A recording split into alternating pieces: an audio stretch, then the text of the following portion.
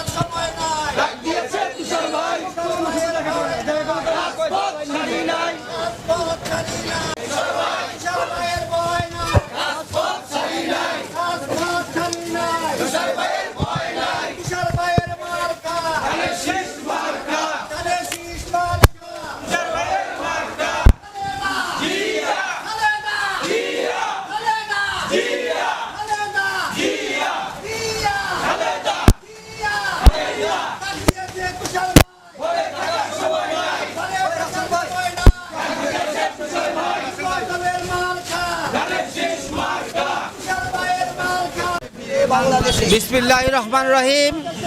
জাতীয়তাবাদী যুবদল কেন্দ্রীয় নির্বাহী কমিটির পক্ষ থেকে আগামী ফেব্রুয়ারির নির্বাচনে ধানের শীষের প্রতীকে সর্বস্ত জনগণকে ভোট দিয়ে নির্বাচিত করার জন্য দেশনায়ক তারেক রহমান, আপসহীন দেশনেত্রী বেগম খালেদা জিয়া আহ্বান করেছেন।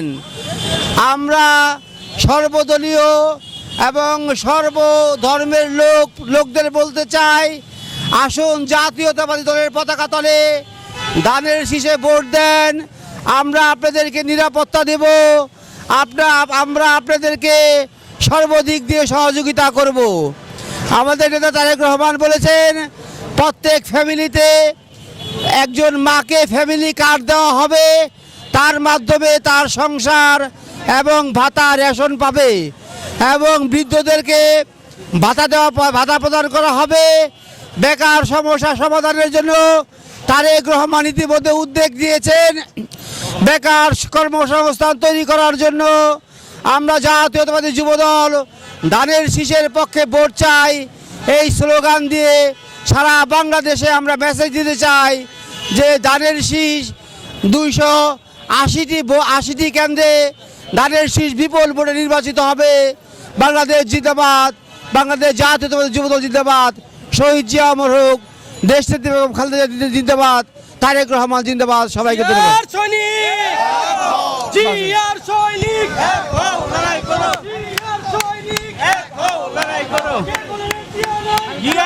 বাংলা